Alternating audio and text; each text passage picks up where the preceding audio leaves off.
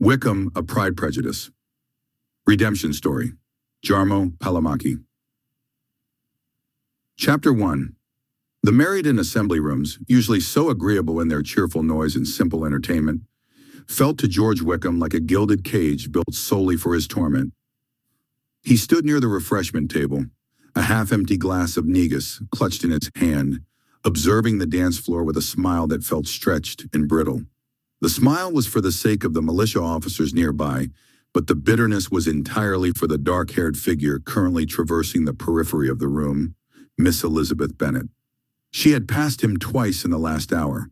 The first time she had executed a bow so shallow and brief it bordered on insolence, her eyes meeting his only long enough to confirm his existence before snapping away.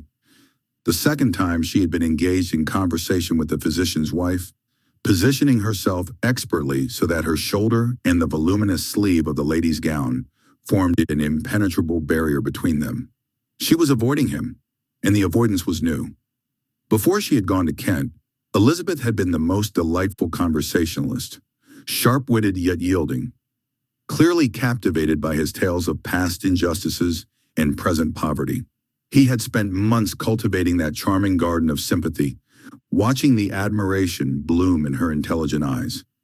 He had been close, so very close, to securing a comfortable connection that would have settled his immediate pecuniary demands and, more importantly, irritated his old antagonist.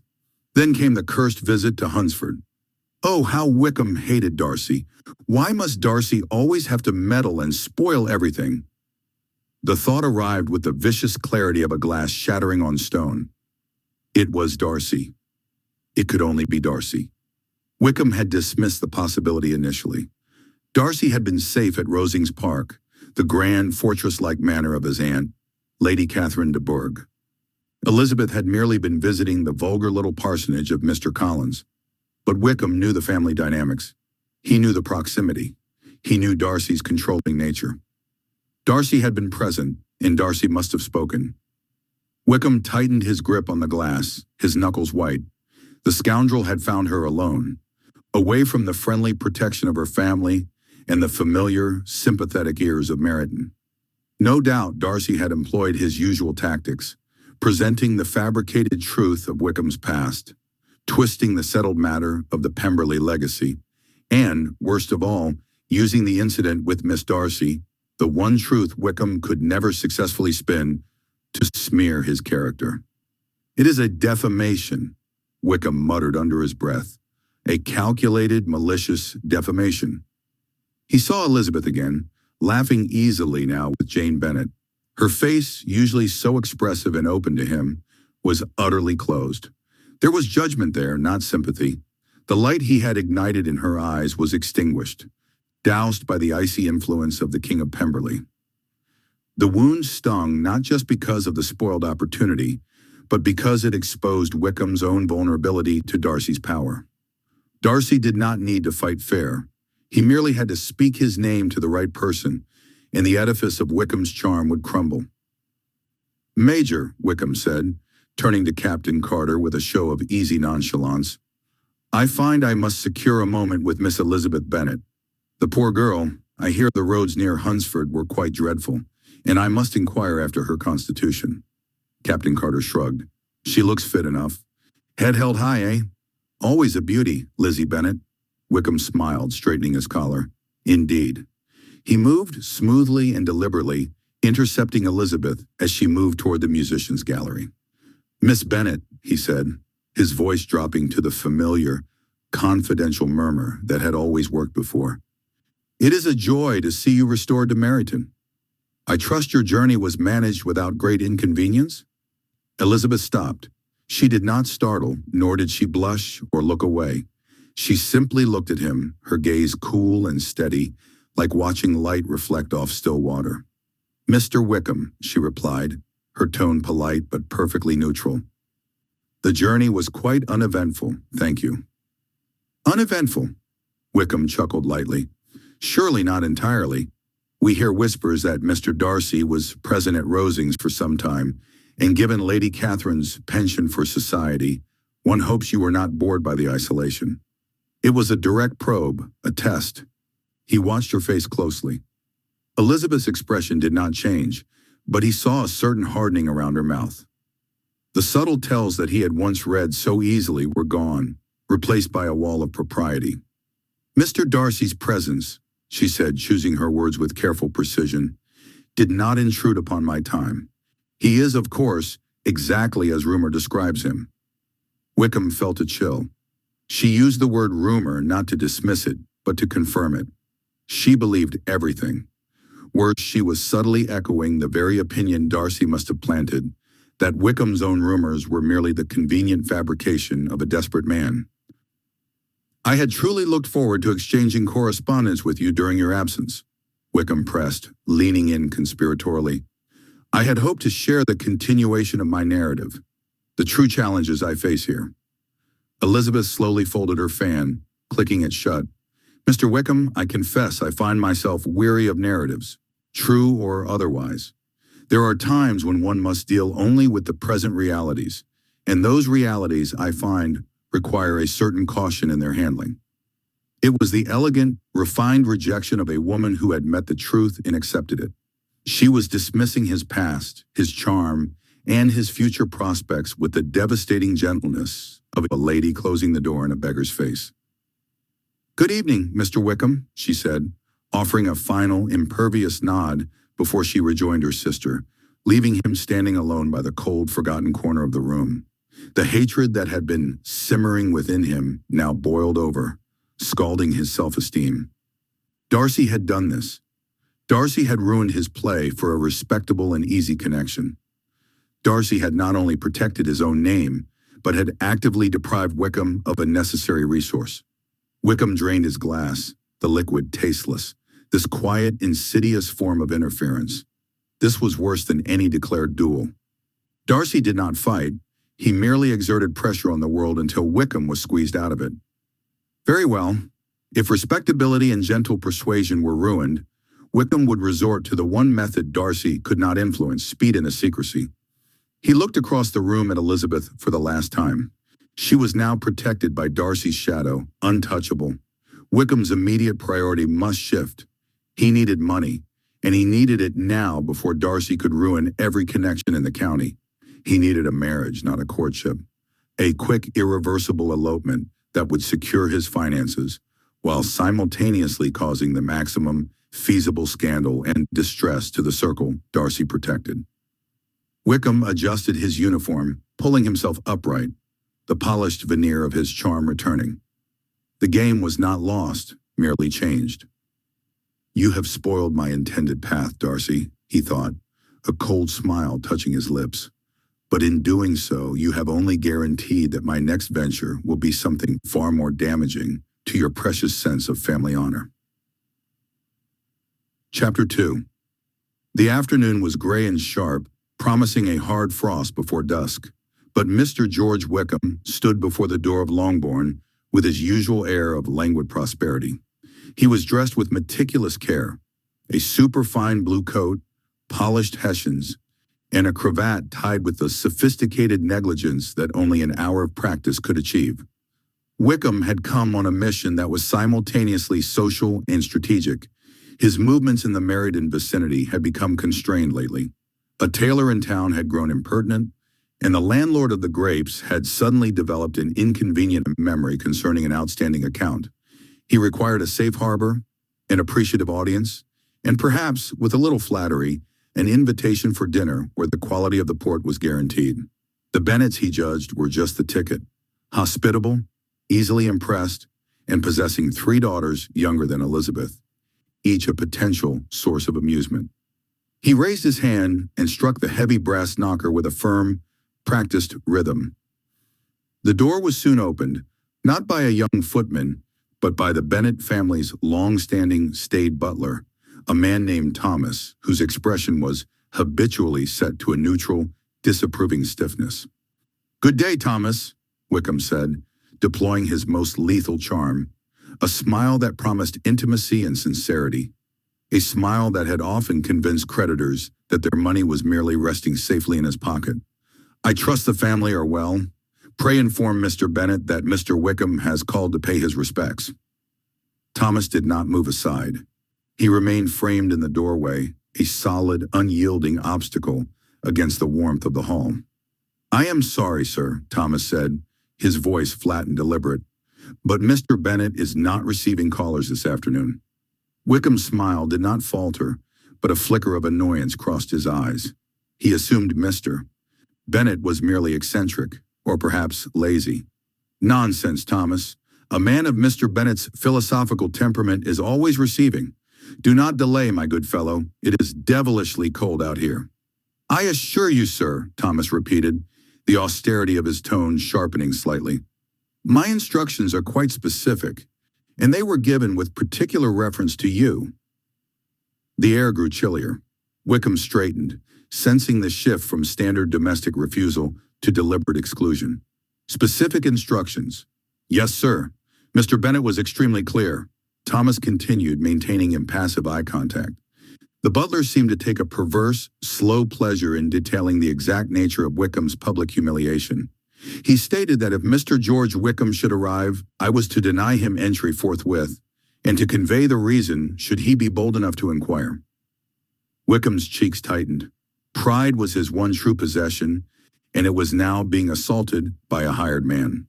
"And what reason, pray tell, could Mr. Bennet imagine his old friend requires?"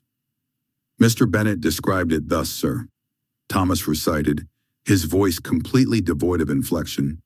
"Tell Mr. Wickham that while my family's income is limited, our reputation is not yet bankrupt. We cannot afford to attach ourselves to any gentleman whose debts in Meryton alone threaten to sink the entire village economy."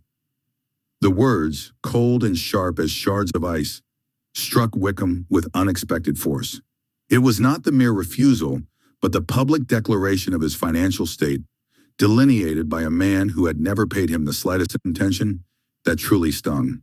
He knew his reputation was ragged, but he had believed his appearance of affability could override the local gossips. Thomas leaned forward, lowering his voice slightly, as if sharing a confidence rather than delivering a final damning instruction. Mr. Bennet made particular mention of the outstanding sums at Mrs. Hill's haberdashery, the 3 months' reckoning at the butcher's, and the significant arrears accrued at the Crown for both spirits and hay. Wickham felt the familiar heat of indignation rising, but he knew better than to argue with a servant who was merely the mouthpiece of a master. To descend to argument would only confirm the butler's superiority. He forced a negligent laugh, though it sounded thin and brittle even to his own ears. "Ah, Mr. Bennet's peculiar wit, always so droll and eccentric. He has misinterpreted a simple delay in settlement as something more grave." "A jest, Thomas, surely." "A very poor jest." Mr. Bennet sounded quite serious, sir. He also added that should Mr. Wickham be truly in need of sustenance, the local poorhouse was better equipped to furnish credit than Longbourn. There was no ambiguity left. Wickham was not just unwelcome, he was publicly condemned. The Bennets, whom he dismissed as provincials, had exercised the most profound form of social censure, the refusal based on character. Wickham drew himself up, adjusting his cravat, attempting to regain the air of offended nobility. "A pity. I had hoped for a pleasant hour of conversation with the young ladies. Give my compliments to Mr. Bennet, and tell him that his philosophy, while entertaining, will soon leave him friendless." "I will convey your message, sir," Thomas replied blandly, making no move to return the compliment. Wickham executed a sharp turn, his boots crunching on the gravel path as he retreated. He did not look back at the imposing, closed door, the symbol of the society that had just rejected him. He walked quickly towards Meryton, his handsome face set in a scowl. It was all the fault of that tiresome tailor and the infernal stinginess of county shopkeepers. Clearly, he concluded, the Bennets were not worth the effort anyway. A gentleman of his caliber deserved higher company, and most certainly better credit. But even as he dismissed them, he knew that the door to Longbourn and its potential resources was now shut, secured not with a latch, but with the heavy, unshakable weight of unpaid debt. Chapter 3. The Meryton Road, usually a pleasant promenade, felt unusually long and dusty to George Wickham. The afternoon sun, once a genial warmth, now seemed to mock the heat in his cheeks. He'd just been turned away from Longbourn by a servant, not with a polite refusal, but with cold amusement, as he'd mentioned unsettled accounts and a certain reputation in Meryton. Humiliation, a sensation Wickham rarely allowed to fester, stung him like a wasp. He'd not expected the cold shoulder from the sensible Bennets, and to be so openly rebuffed at the very gates felt like a new low. He kicked a small stone, wishing he had a more immediate distraction than the quiet tree-lined lane. Just then, amidst the rustle of leaves, he heard a familiar, high-pitched giggle. Rounding a bend, he saw them, Lydia and Kitty Bennet, like a pair of brightly plumed birds, making their way back from Meryton. New bonnets adorned with ribbons and artificial flowers bobbed on their heads, clearly their latest acquisitions. Kitty, a step behind, was admiring her reflection in a small hand mirror, while Lydia, ever the more forward, spotted him first. "Mr. Wickham," she trilled, her smile wide and unburdened by the family's recent disapproval. Kitty, startled, looked up and echoed a softer, "Mr. Wickham." Wickham, despite his chagrin, automatically straightened, summoning a flicker of his accustomed charm. "Miss Lydia, Miss Kitty, a pleasure to see you both." He made a slight bow, trying to gauge if they knew. Lydia, however, was never one for subtlety. She practically skipped up to him, her new bonnet a vibrant daffodil yellow. "Oh, we know everything, Mr. Wickham," she declared, her eyes sparkling with a mischievous, yet oddly not unkind light. "All the shops in Meryton have been buzzing about your debts." She leaned in conspiratorially, as if sharing a delightful secret. "And Papa, he was ever so cross. He went on and on about how you wouldn't be welcome at Longbourn, and how you were a disgrace to the uniform. It was quite a scene." Wickham felt a fresh wave of heat rise. He'd expected gossip, but not this direct, almost gleeful confirmation. He stammered, searching for a suave deflection, but Lydia wasn't finished. "But I told Kitty," she continued, gesturing to her sister, who now looked a little embarrassed, "that I just don't believe it. Not entirely, anyway. Oh, I know you've made a few mistakes with money and perhaps upset some people, but I truly believe you can do better, Mr. Wickham." His jaw slackened slightly. This was not the condemnation he had anticipated. "You have such a charming way about you," Lydia pressed on, her voice filled with an almost naive conviction.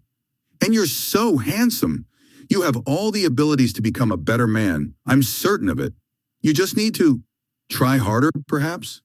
Or find a new way to be charming where it actually helps you." She finished with a decisive nod, as if she had just outlined a perfectly simple solution to all his woes. Kitty, ever the echo, chimed in with a timid, "Yes, you do. You're ever so charming." Wickham stood there, caught between a fresh flush of shame and a peculiar sense of gratification. No one had ever spoken to him quite like that. Never had his indiscretions been acknowledged so openly by a young lady, only to be immediately followed by such an earnest, if slightly artless, declaration of faith. He was a man who thrived on admiration, and while Lydia's words were laced with an uncomfortable truth, they also contained a surprising, unvarnished belief in his potential. He felt a spark within him, not of anger, but something akin to a challenge, and yes, a definite, undeniable pleasure. To be seen, truly seen for his flaws, and yet still to be told he had the abilities to become a better man by someone who clearly adored him, was a heady mix. It was a novel sensation, a strange and unexpected motivator. "Miss Lydia," he said, his voice softer than he'd intended, "you are remarkably generous." He managed a small, genuine smile. "Perhaps you are right. Perhaps I can." Lydia beamed. "See? I knew it. You just need someone to believe in you." She then took Kitty's arm. "Well, we must be off. Papa will be furious if we're late for tea and haven't aired our new bonnets properly." With another flurry of ribbons and a final encouraging smile from Lydia, the two sisters pranced off towards Longbourn, leaving Wickham standing in the dusty road. The humiliation still lingered, but it was now diluted by a strange, almost invigorating warmth. Lydia Bennet, flighty, gossipy, and undeniably a little foolish, had in her own unique way just given him something to ponder. He had been challenged, yes, but also undeniably pleased. All the abilities to become a better man. The words echoed in his mind, carrying a weight he hadn't expected from such a frivolous source. Chapter 4. The air in the Meryton Barracks office of Colonel Foster was thick and stale, smelling faintly of pipe tobacco and damp wool. Outside, the sounds of idle troopers and clanking mess gear provided a distant, muffled counterpoint to the impending confrontation. George Wickham entered the room with the practiced ease of a man who believed his charm was an armor robust enough to withstand any challenge. He suspected it was regarding a minor administrative matter. Colonel Foster, a stout, rigidly upright man with the weathered face of a campaigning veteran, did not offer Wickham a seat. He remained standing behind his cluttered desk, his hands clasped tightly before him, his gaze fixed and utterly devoid of warmth. "You are late, Lieutenant," Foster began, his voice low but sharp enough to cut glass. "My apologies, Colonel," Wickham began, adopting a suitably contrite yet entirely insincere expression. "Do not waste my time with prevarication, Wickham. We shall dispense with civility, as you have already dispensed with honor." Wickham felt a sudden chill, realizing this was not the usual dressing down for tardiness. He straightened his waistcoat, trying to appear unconcerned. "Sir, I have spent the better part of the last 48 hours dealing with the result of your spectacular lack of restraint," Foster stated, tapping a thick sheaf of receipts and handwritten notes with a decisive finger. "The debt, Lieutenant, the endless, contemptible debt you have run up with every tailor, vintner, and damned draper between here and Hartford." Wickham attempted a charming, dismissive wave of the hand. "Colonel, surely these are small matters. A few shillings here and there, the usual delays of a gentleman officer whose allowance has been temporarily—" "Silence!" Foster's voice cracked like a whip. "They are not small matters. They are an outrage. When an officer of the King's regiment defaults on his word, it reflects upon the entire corps. We are not a pack of mendicant rogues, Wickham. We are a pillar of this community, and you have, through sheer greed and insolence, attempted to shake that foundation." Foster leaned forward, his entire frame conveying immense controlled anger. "I have had inquiries, Lieutenant, not merely soft complaints from the shopkeepers, but direct appeals to my command, followed by pointed, unpleasant correspondence from gentlemen who guaranteed your credit based solely on the uniform you wear." Wickham's practiced composure began to crack. He had expected bluster and a warning. He had not expected the colonel to have done the actual investigative legwork. "In short," Foster continued, his voice dropping back to its dangerously low pitch, "you have spoiled the reputation of the regiment." He picked up the sheaf of papers. "The sum, Wickham, totals £83, 14 shillings, and sixpence, a figure which, for a man of your purported expectations, is a disgrace. But the damage to our standing here is considerably higher." Wickham swallowed hard. £83 was a crippling amount. It was years of careful saving, or more likely, a desperate flight from all his creditors. "Do you know what I was forced to do, Wickham? Do you comprehend the humiliation?" Foster thrust the papers toward him. "I could have allowed the creditors their recourse. I could have let them petition the local magistrate, which would have meant scandal, ruin, and your inevitable, dishonorable discharge." Wickham felt a surge of cold dread turn into confused relief. "Instead," Foster said, his eyes drilling into Wickham, "I paid them. Every blasted shilling. I settled your accounts myself this morning, in full with documented receipts. I did it not for your sake. You do not deserve the protection, but for the sake of the men who wear the same uniform, and for the honor of this regiment which you so casually disregard." Wickham, momentarily stunned by the magnitude of the colonel's reaction, struggled to form a line of gratitude. "Colonel, I am deeply indebted." "You are indeed, and this is where the pleasant fiction ends," Foster cut in. "I paid the debt, and I will have the sum returned to me. I will not countenance this sum coming out of the regimental funds. It is my private money now, and I shall treat it as a private debt." Wickham's relief vanished, replaced by a profound, sickly disappointment. He had hoped the colonel's anger meant he would merely be transferring the debt to the regiment's accounts, spreading the burden out indefinitely. From this moment forward, Lieutenant Wickham, half of your monthly pay will be remitted directly to me. Half. It shall continue thus until the exact amount of £83, 14 shillings and sixpence has been repaid. This is not open for discussion. It is a strict necessity. Wickham calculated rapidly. Half his pay. He was already scraping by.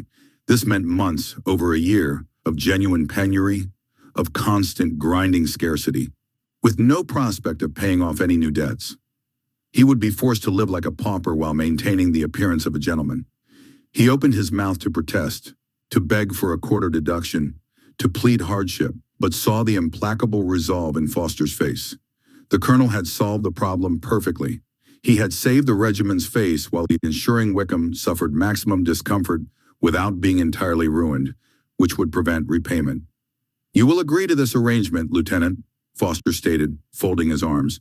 You have no other possibility unless you wish to be reported for insolvency immediately upon discharge and find your name struck from every social ledger in the country. Wickham knew when he was beaten. To refuse meant immediate professional and social suicide. To accept meant hardship, but survival, and the regiment, for now, remained his shield. He bowed his head slightly, forcing the appropriate posture of defeated obedience. Colonel Foster, I receive your decision. I agree to the remittance of half my pay until the debt of £83, 14 shillings, and sixpence is recovered. Good, Foster said, though the word held no pleasure. I shall have the adjutant draw up the appropriate documentation concerning your accounts. See that you sign it immediately. He waved his hand toward the door, a clear dismissal. Now get out of my sight, Lieutenant, and understand this. If I hear a single whisper of another unpaid bill, another note of credit passed, or another complaint regarding your conduct, you will find yourself paying off that sum in a debtor's prison, regardless of the regiment's reputation. You have been warned. Wickham snapped a sharp, though utterly cold salute. Sir. He spun on his heel and strode out of the office, the door clicking shut behind him. His jaw was tight, and his blood felt cold. The glorious freedom he had enjoyed in Meryton was over. £83. It was an anchor weighing him down, fixed to the one man in the country he could not charm or deceive. Chapter 5. The air outside the colonel's office was sharp and unforgiving, much like the interview Wickham had just endured. He walked across the parade ground of the militia barracks with a gait that lacked its customary buoyant swagger. It was not the brisk march of a military man, but the heavy trudge of a debtor confronting the final, unvarnished balance sheet of his existence. Wickham had always viewed the future as a malleable commodity, something to be traded for immediate ease. Promises were currency easily spent, repayable only in the abstract territory of tomorrow. Now, that territory had been annexed by stark, unforgiving reality. The colonel, a man whose distaste for financial irregularity was only exceeded by his adherence to regimental honor, had been precise. The accumulated sum, the trifles and luxuries accrued over months of spectacular improvidence, totaled an amount that was, to a lieutenant's purse, ruinous. Wickham reached the dubious comfort of his small, sparsely furnished room. He collapsed onto the cot, the springs protesting loudly against the sudden weight. He ran a hand across his forehead, realizing the source of the dull ache behind his eyes was not the claret he had consumed the night before, but the cold weight of the deduction schedules. He calculated swiftly, a skill honed by years of juggling balances. The stoppages would consume perhaps 3/4 of his meager income for the next 18 months, perhaps 2 years. He would be reduced to the strict institutional fare of the mess hall, unable to afford the smallest pleasure, the least diversion, or even the newest pair of the gloves.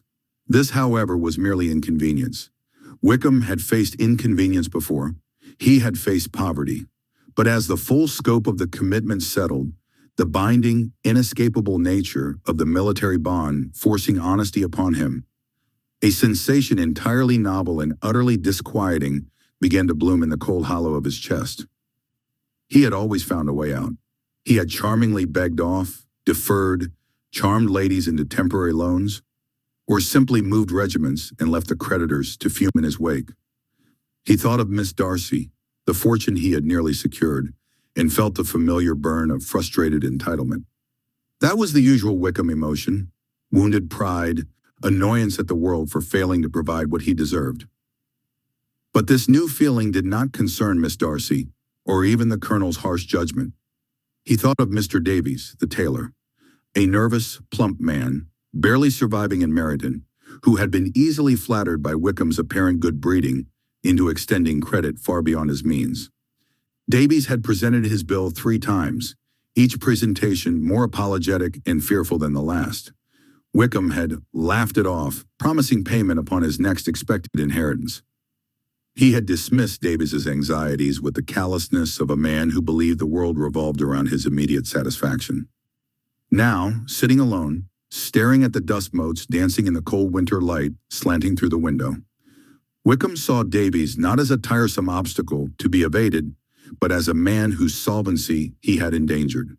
He saw the potential ruin of a small, hard-working family, not because of fate or misfortune, but because of his own idle, selfish whim for slightly finer worsted wool. It was an ugly recognition. It was a mirror held up to the moral landscape of his own soul, and what he saw was devoid of honor, devoid of loyalty, and frighteningly empty of basic human decency.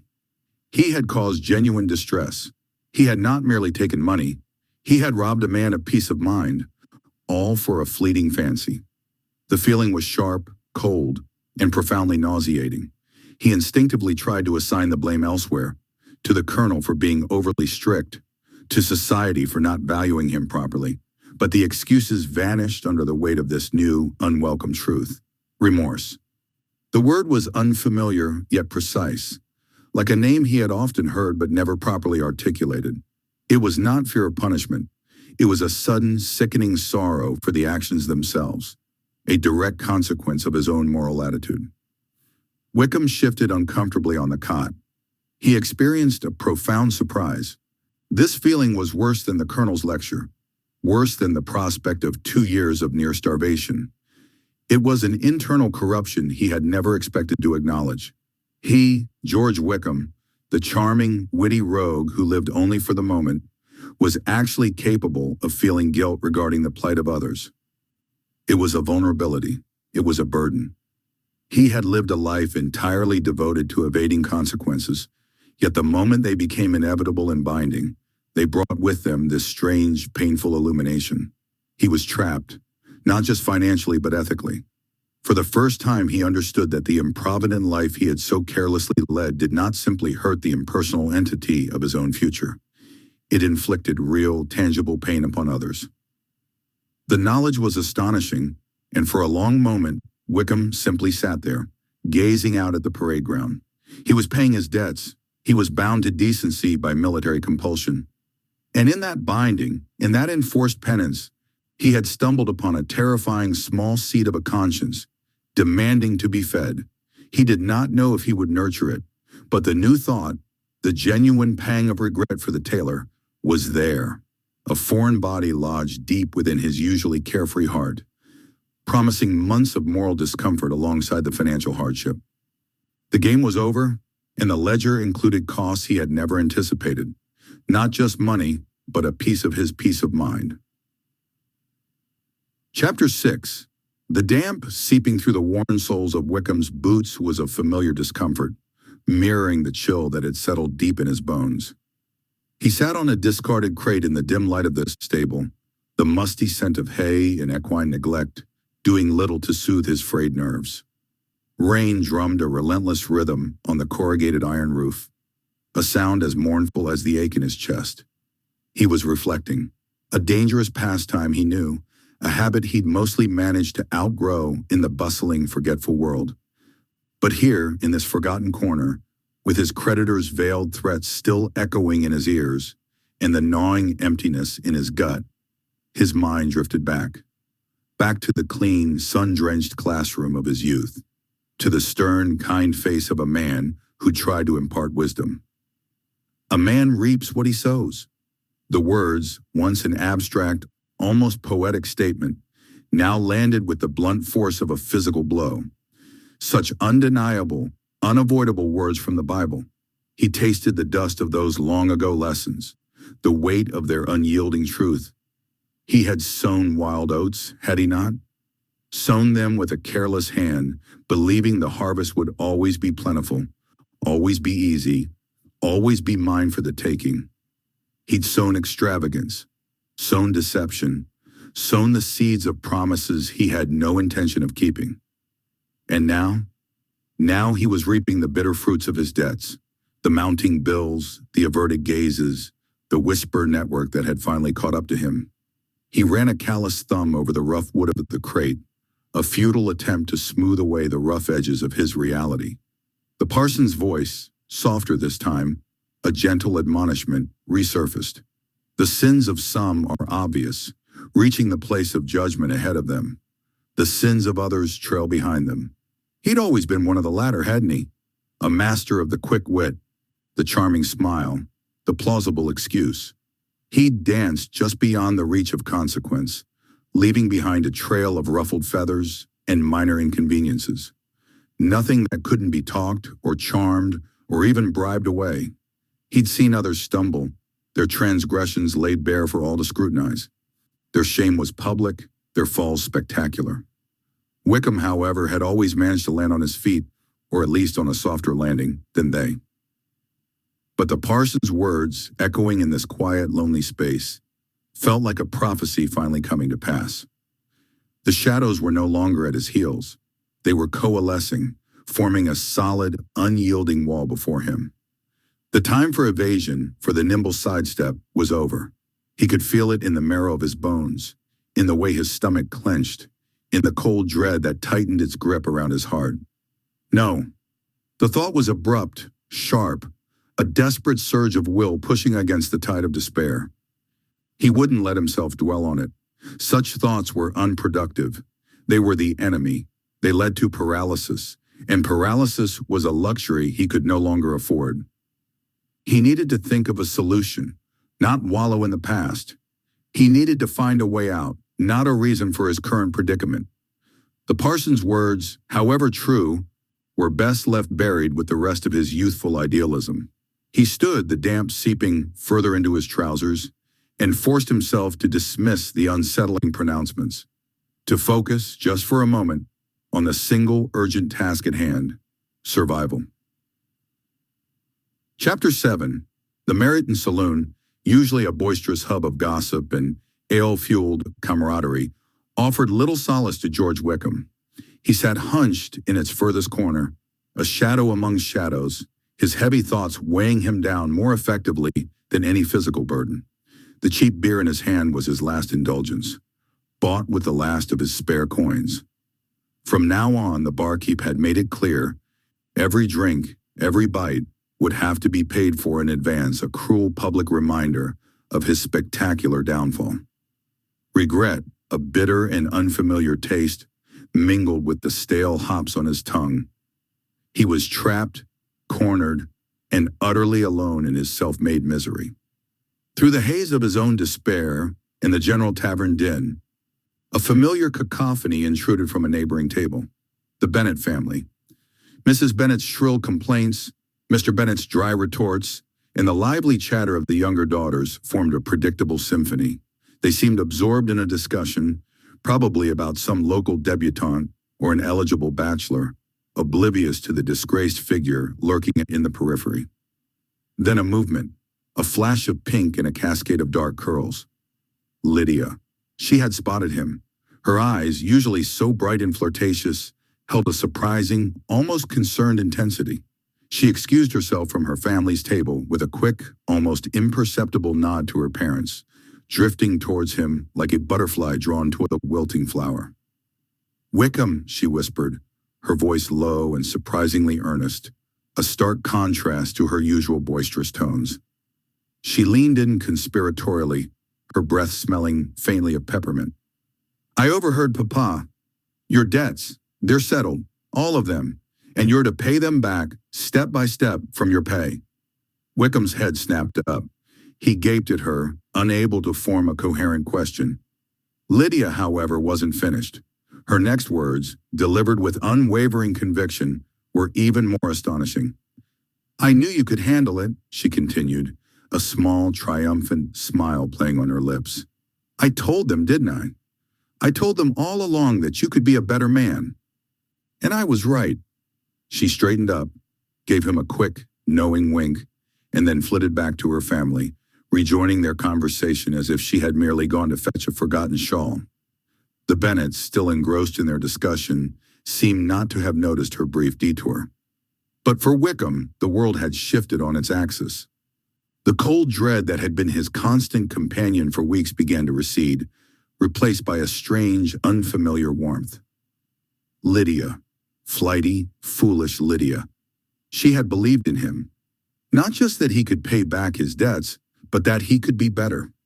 She had stood up for him, however privately, however misguidedly, when everyone else had written him off as irredeemable. He took a slow sip of his beer, the taste no longer bitter, but almost sweet. The heavy thoughts had lifted, if only for a moment, replaced by a fragile spark of something akin to hope. The barkeep's stern face, the empty purse, the weight of his past, none of it had vanished. But Lydia's words, a simple, unexpected declaration of faith from the most unlikely source, resonated deep within him. They warmed him, not just in the fading light of the saloon, but long after the Bennet family had departed, leaving him alone once more, yet no longer entirely desolate. Chapter 8. The salt spray kissed Wickham's face, a welcome, if unusual, sensation. Brighton, a seaside town he'd only ever viewed from the distant hum of army movements, was now his temporary home. The regiment had been redeployed, a sudden whirlwind that had whisked them from familiar barracks to this bustling promenade. But it wasn't the change of scenery that occupied Wickham's thoughts. It was Lydia. He knew she was coming. A quick, almost casual mention from Colonel Forster's wife, Mrs. Forster, about that young lady joining them for a few weeks, had landed like a stone in Wickham's gut. Lydia Bennet, the spirited, irrepressible Lydia, was to be thrust into the vibrant, somewhat lax atmosphere of a military town by the sea. A shiver not entirely from the sea breeze traced its way down his spine. Wickham knew Lydia. He knew her infectious laugh, her quicksilver wit, her utter lack of self-preservation when it came to attention. He knew her propensity for bold pronouncements and even bolder glances. And he knew, with a certainty that gnawed at him, that her particular brand of flirtatious exuberance, while charming in the drawing rooms of Meryton, could be perilous here, amidst a sea of bored officers. He'd seen it before, the way she'd bat her eyelashes, the way she'd lean in a little too close, utterly oblivious to the potential for misinterpretation. It wasn't maliciousness, it was a naive exuberance, a youthful delight in being noticed. But in the volatile currents of a military encampment, such qualities could easily be mistaken for something far more dangerous. He envisioned her, a bright, unguarded butterfly, flitting between men, her innocent coquetries mistaken for something else, something that could lead to gossip, to judgment, to ruin. The thought of it, the potential for Lydia to be ostracized, to have her reputation tarnished beyond repair, was deeply unsettling. He pictured her bright eyes clouded with confusion, her confident stride faltering under the weight of scandal. It was a scenario he couldn't bear to witness. Not for Lydia, not for her family. He'd always held a certain affection for Lydia, more than affection perhaps. There was a vibrancy about her that drew him, a stark contrast to the more reserved young women he'd encountered. He recognized her flaws, the immaturity, the impulsiveness.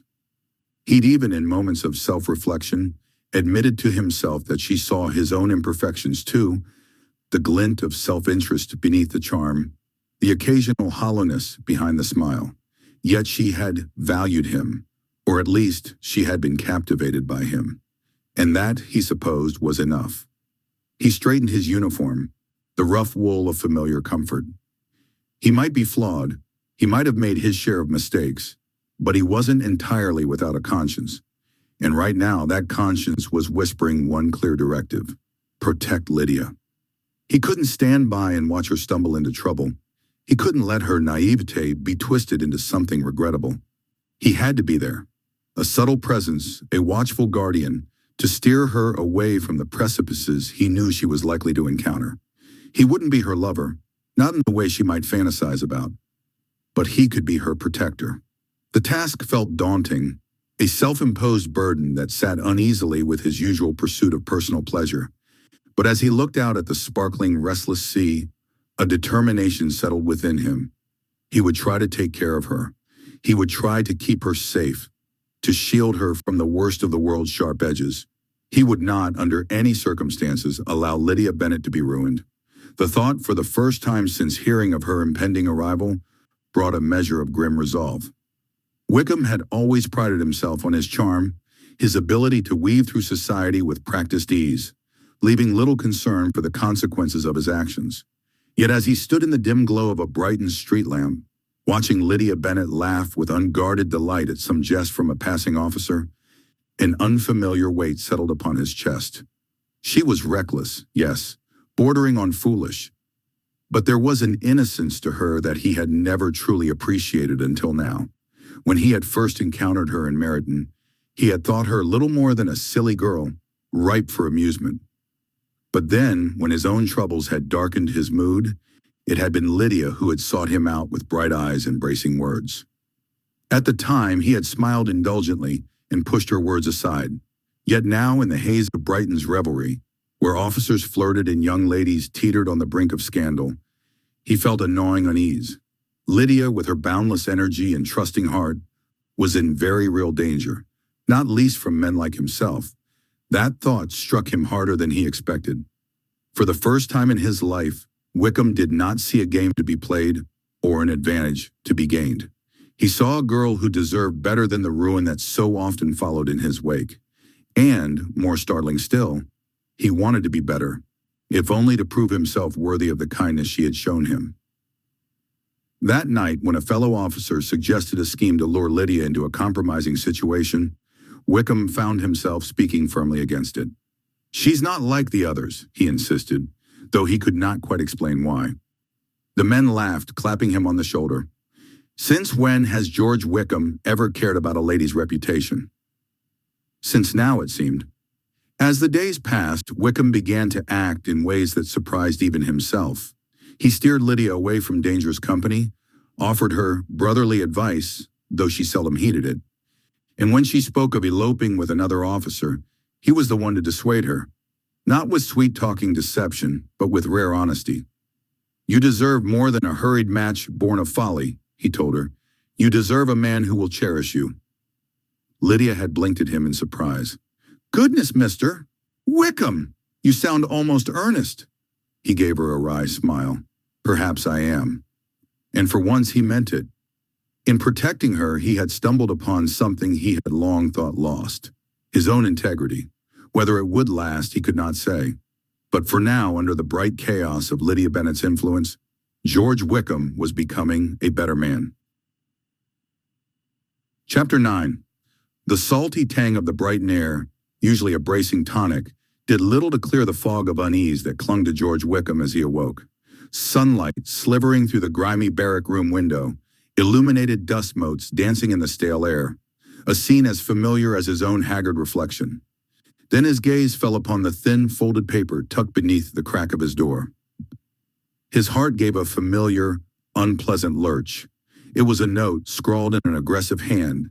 The ink bled slightly, hinting at haste, or perhaps, more disturbingly, a simmering rage. He snatched it up, unfolding it with trembling fingers. The message was stark, devoid of pleasantries. "You have better to pay your debts of honor soon, otherwise you will be a dead man." A cold dread seeped into Wickham's bones, far more chilling than the sea breeze. Debts of honor. The phrase itself was a poisoned dart. Colonel Foster, bless his oblivious, generous soul, had dutifully settled his accounts with the good folk of Meryton. Wickham had been diligently repaying that kindness, piece by agonizing piece, from his meager private's pay. Each shilling deducted felt like another link in a chain he couldn't break. But Foster's intervention, while covering the respectable tradesman, had conveniently overlooked another, more volatile category of obligation: his debts of honor to his comrade privates. These were not the polite, agreed-upon sums for a pint of ale or a borrowed coin. These were the desperate wagers, the foolishly placed bets, the loans made in moments of confident, if illusory, prosperity. And the collectors of these debts were not gentlemen with ledgers, but tough men with rough hands and even rougher intentions. The sums now required, whispered about in hushed tones and ominous glances, far outstripped anything he could possibly scrape together. Panic, sharp and unreasoning, clawed at his throat. He wasn't just facing ruin, he was facing a very real, very immediate threat to his life. Brighton, with its bustling streets and crowded harbor, suddenly felt like a gilded cage. He had to escape. He had to flee. But the cruel irony of his situation struck him with the force of a physical blow. Flee? Where would he go? And more importantly, how? The crumpled note still burned in his hand, a testament to his desperate predicament. He had no money. Not for passage, not for a disguise, not even for a decent meal to fortify himself for the journey. He slumped back onto his cot, the rough wool scratching against his skin. The sunlight, now a mocking glare, revealed the stark reality. He was trapped. The sea just beyond the barrack walls mocked him with its vastness, a path to freedom that was utterly out of reach. George Wickham, always so adept at weaving tales and manipulating others, found himself utterly beggared, not just of coin, but of hope, facing a deadly deadline with nothing but the chilling echo of a whispered threat. Wickham pulled the rough wool of his uniform tighter, a futile gesture against the cold dread that had settled in his gut. Outside his barrack room, the usual boisterous camaraderie of the soldiers was a distant, unwelcome sound. He couldn't face them. Not today. As he stepped out, his eyes, bleary and unfocused, met a brighter, more vibrant presence. Lydia. Even in the muted morning light, her presence was a splash of color, her usual vivacity momentarily subdued by concern as she took in his haggard appearance. "Mr. Wickham, what is it?" Lydia's voice, usually so full of laughter, was edged with genuine worry. She approached him cautiously, her bright eyes scanning his face, a face that usually wore a careless charm, but now was etched with a desperate kind of panic. "You look as if you've seen a ghost." Wickham swallowed, a dry, rasping sound. How to explain, how to confess the depths of his foolishness? It's a bit more substantial than a ghost, Miss Lydia," he began, his voice low and strained. He hesitated, then the words tumbled out, a confession born of desperation. "I'm in trouble. Serious trouble." Lydia's concern deepened. "Trouble? What sort of trouble?" He gestured vaguely, a helpless sweep of his hand. "Debts, unpaid debts, Miss Lydia. They've caught up with me. The men I owe, they're not the patient sort. They've made it clear, if I don't pay them by tonight, my life will be in considerable danger." He looked away, shame burning his cheeks. I have to leave Brighton. Flee before they find me." Lydia's expression, which had been one of sympathy, transformed into something resolute, a flicker of fierce determination in her eyes. She didn't flinch from the gravity of his words. She understood danger, and for Wickham, it seemed, she felt a compelling urge to protect. "Flee?" she repeated, her gaze steady. "And where will you go? How will you manage?" Wickham shook his head. "I don't know. I haven't had time to think. I was just preparing to disappear, to try and outrun them." Without a moment's hesitation, Lydia spoke. "Nonsense. I have some money. More than enough to hire a carriage, a good one to take you as far as you need to go. We can leave at once." Wickham stared at her, dumbfounded. He saw the genuine offer, the sincerity in her face, and his first instinct was to refuse. "Miss Lydia, you cannot possibly do that. Your reputation, think of it. To be seen with me in such circumstances, it would be ruinous for you." He pictured the whispers, the scandal, the damage to her good name. It was too high a price. But Lydia's resolve did not waver. She stepped closer, her voice firm yet gentle. "My reputation?" she scoffed, a small, almost defiant tilt to her chin. "Mr. Wickham, what is my reputation compared to your life? Your life is far more important than any gossip. Please, she urged, her hand resting briefly, reassuringly on his arm. Let me help you. We will be discreet. You must trust me. He saw the unwavering conviction in her eyes, the sheer force of her will directed towards his salvation. He saw that for Lydia, the abstract concept of her reputation paled in comparison to the immediate, visceral threat to his existence. He had expected judgment, perhaps pity, but not such unwavering, selfless generosity. He looked at her, a young woman offering to risk so much for him, a man who had brought nothing but trouble upon himself. The weight of his debts, of his fear, still pressed down, but now, a fragile seed of hope, nurtured by Lydia's extraordinary kindness, began to sprout. Miss Lydia, he breathed, the refusal dying on his lips. You are too kind. I accept.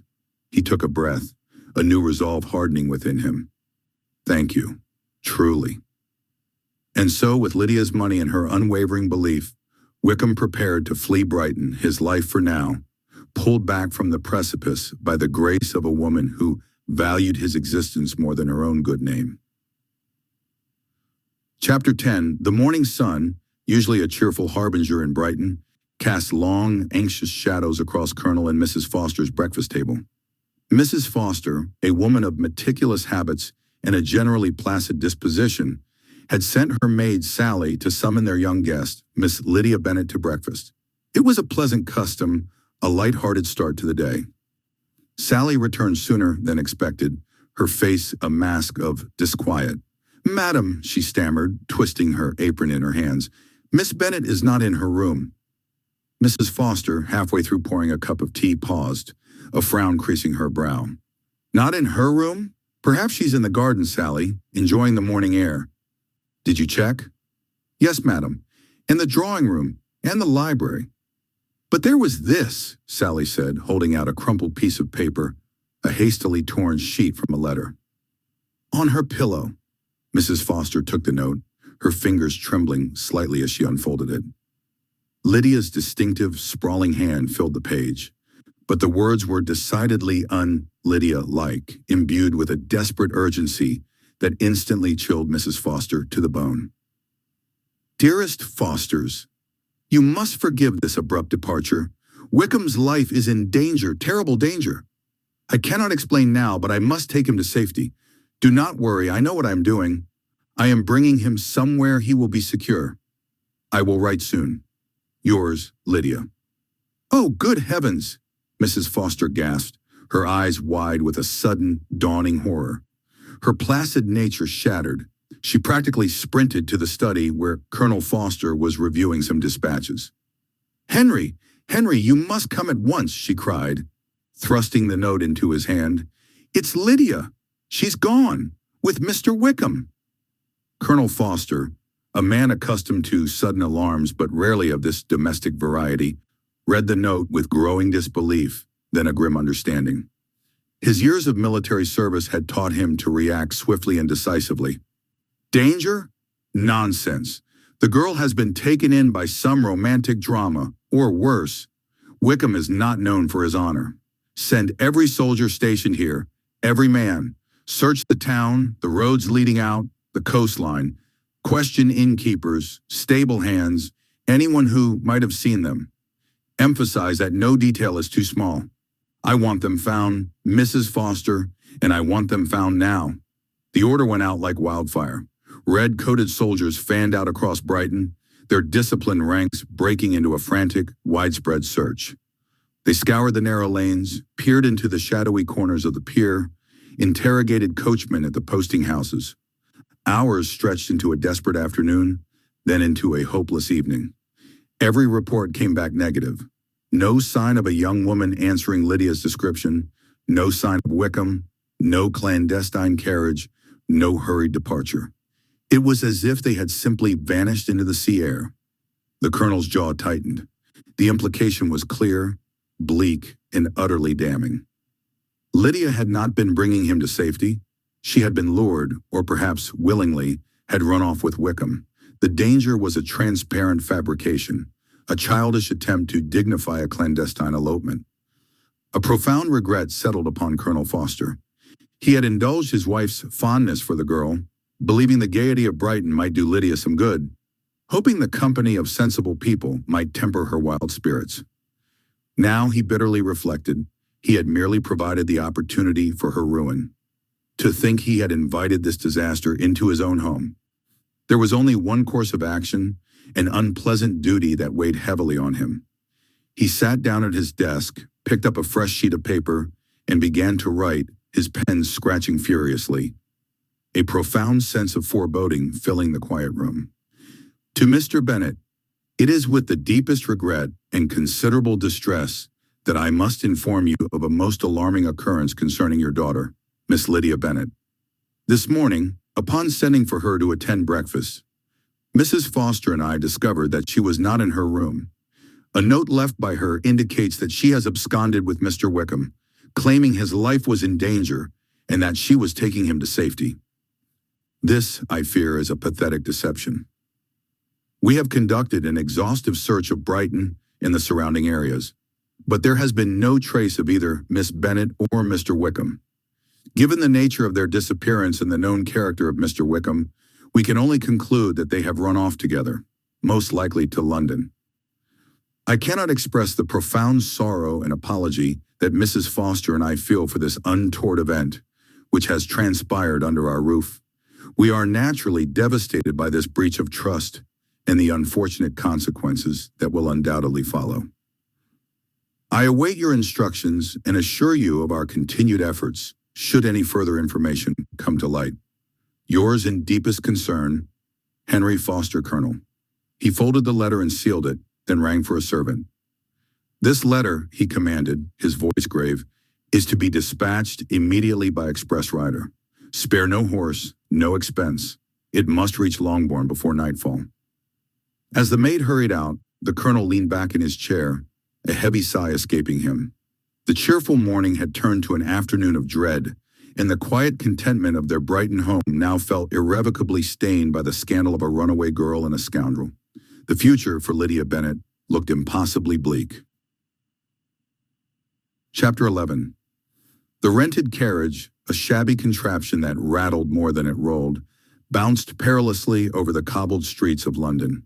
Inside, Lydia Bennet, her face smudged with travel dust and her bonnet askew, felt a flicker of something akin to grim satisfaction. Brighton was behind them, a whirlwind of debt and panicked whispers.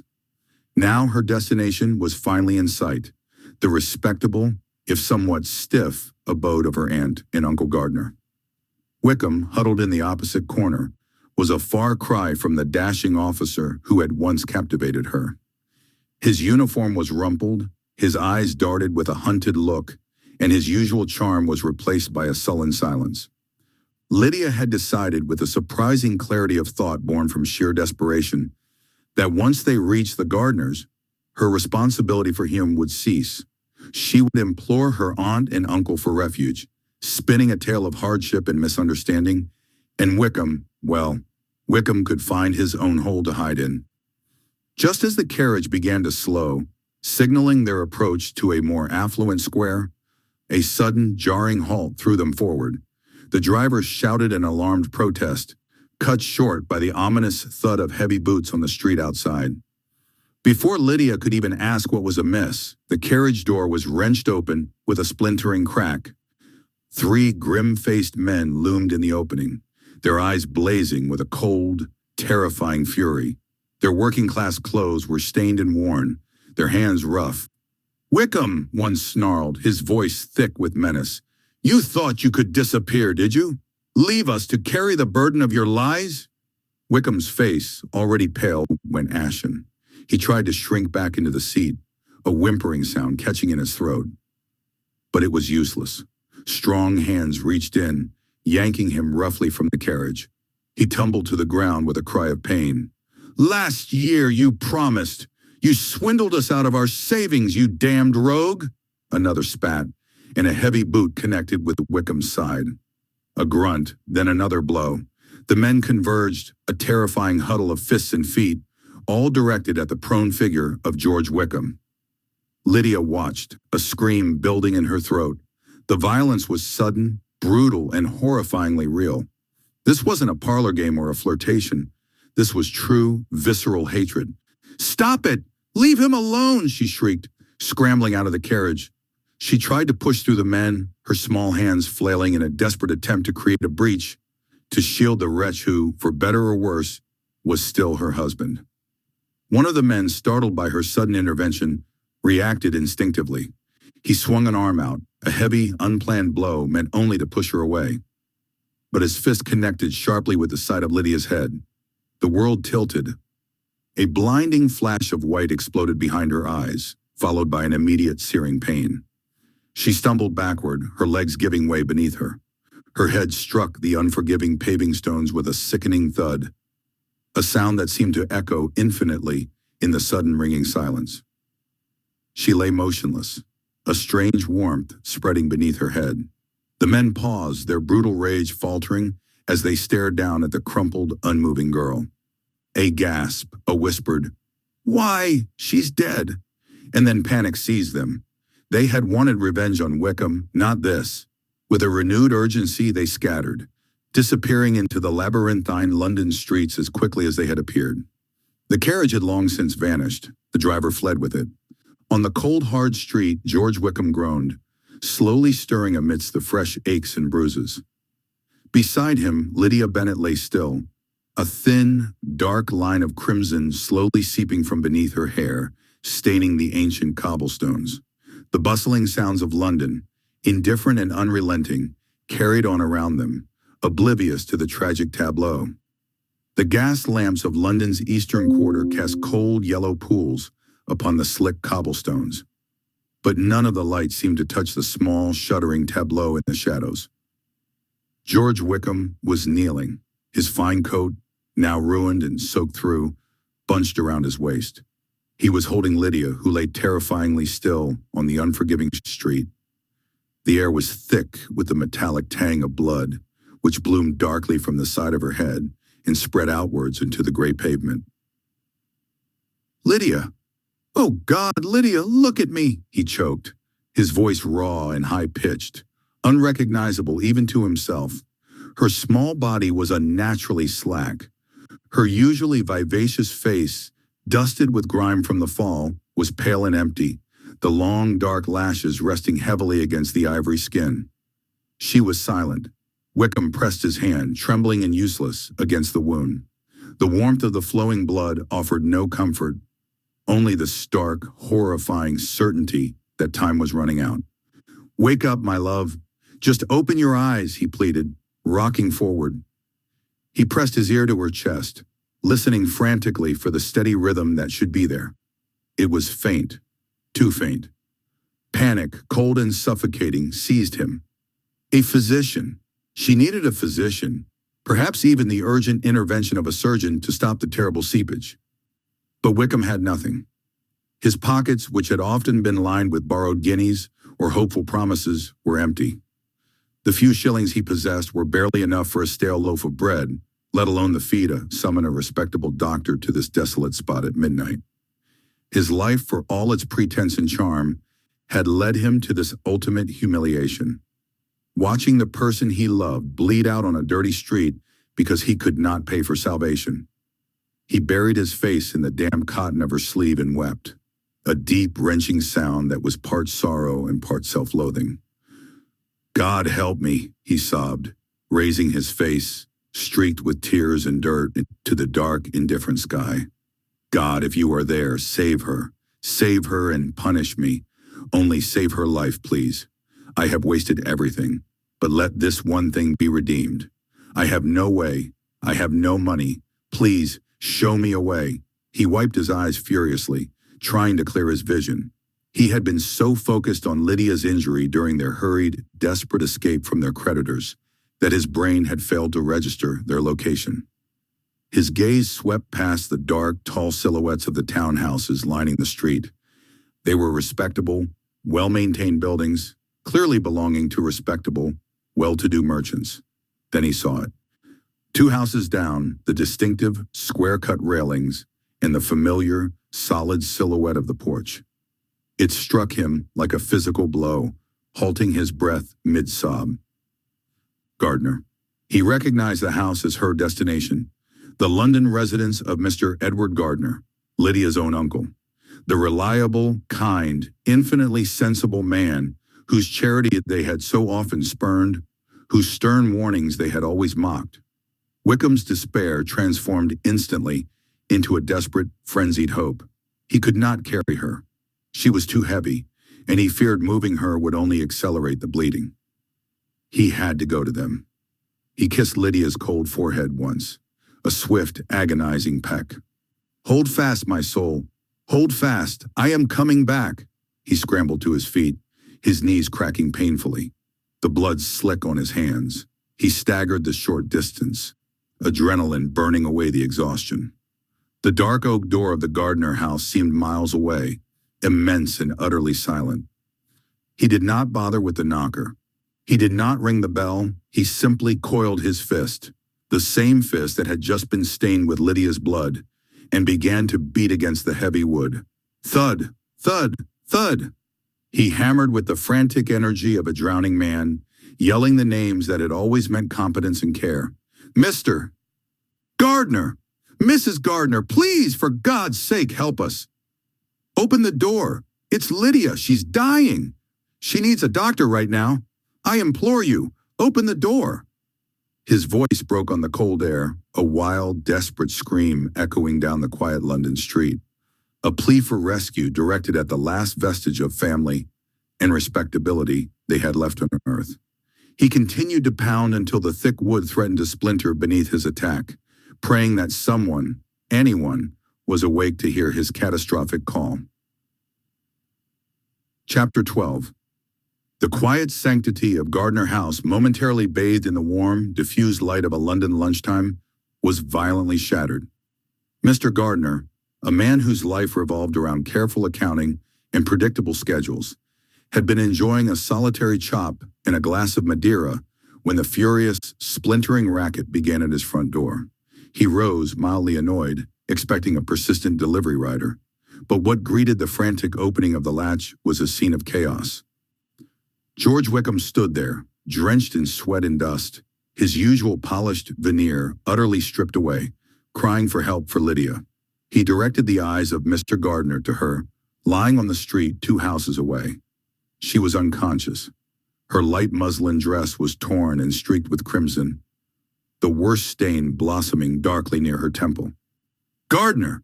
For God's sake, help her!" Wickham choked out, his voice high and unstable. There was no time for questions, for censure, or even for shock. Mr. Gardner, a man accustomed to making decisions swiftly, took immediate control. "Bring her in, to the small drawing room. Lay her on the chaise lounge. Quickly, man! Where is the injury?" he directed, snapping orders to the bewildered servants who had gathered. Within minutes, the house was transformed from an orderly haven into an emergency ward. Lydia was carefully placed on a sofa, and the alarming stillness of her body chilled the air. Mr. Gardner dispatched a runner to summon Dr. Pemberton, the most reliable physician in the district, with instructions to ride as if a lion were chasing him. While the household waited, suspended in agonizing silence, Wickham paced the hall like a tethered animal. When the physician finally arrived, breathless and smelling faintly of camphor, he wasted no time. Curtains were drawn, hot water called for, and Mr. Gardner stood guard at the drawing-room door, ensuring absolute privacy and silence for the examination. It was during this terrible, ticking interlude that the storm of Wickham's guilt finally broke. Mr. Gardner led the younger man into his small, functional study, closing the thick oak door against the muffled sounds of medical necessity. He did not invite Wickham to sit. "Now, sir," Mr. Gardner's voice was low, dangerously steady, "you will tell me precisely what has happened to my niece. Do not spare any detail, however unpleasant. I require the truth." Wickham looked utterly destroyed. The charm that had once captivated half of Hertfordshire and nearly ruined the other half was gone, replaced by a ghastly pallor and eyes glazed with genuine terror. "It was my fault," Wickham whispered, the words catching in his throat. He ran a trembling hand through his hair. It was all my fault. Everything that happened today, everything she suffered. Mr. Gardner merely crossed his arms, his face a mask of stern patience. The injury, Wickham, the circumstances. The debts, sir. The debts were not merely inconvenient. They were catastrophic, Wickham confessed, the dam finally breaking. They threatened my life. I had to flee from Brighton. Lydia was determined to help me. Wickham swallowed hard, his gaze dropping to the floor. Then, when I was bringing Lydia to you, some other debtors had recognized me. They cornered me here, where Lydia laid. There were 3 of them. They attacked me. Mr. Gardner blanched slightly, recognizing the brutal language of London's criminal underbelly. This was not a card game gone wrong. This was a matter of life and death. And Lydia? Wickham took a staggering step forward, his eyes pleading for understanding, even though he knew he deserved none. Lydia knew I was in a desperate situation. She wanted to save my life, Gardner. Wickham buried his face in his hands, shuddering uncontrollably. She was struck down, Gardner. When the men saw that she was dying, they fled. She lay there bleeding, barely breathing. She did this for me. She threw herself in front of a firing squad meant only for me. Her life was never meant to be forfeit. He looked up at Mr. Gardner, tears streaming down his face, the picture of ruinous remorse. I am a villain, sir. The debts were mine. The danger was mine. But now it is Lydia who lies unconscious in your room, paying for my faults, my vile, selfish faults, with her own life. Mr. Gardner watched him, his expression cold and profound. He felt a deep, wrenching pity for his niece, and a fierce, burning contempt for the man before him, who had now, in the most literal sense, endangered the last remnants of his family's peace. Wickham, Mr. Gardner said, his voice hard as granite, you have bought yourself a terrible silence. You have forced my niece into a danger so vast that its full extent is not yet known. Do not speak of your personal danger now. It is irrelevant.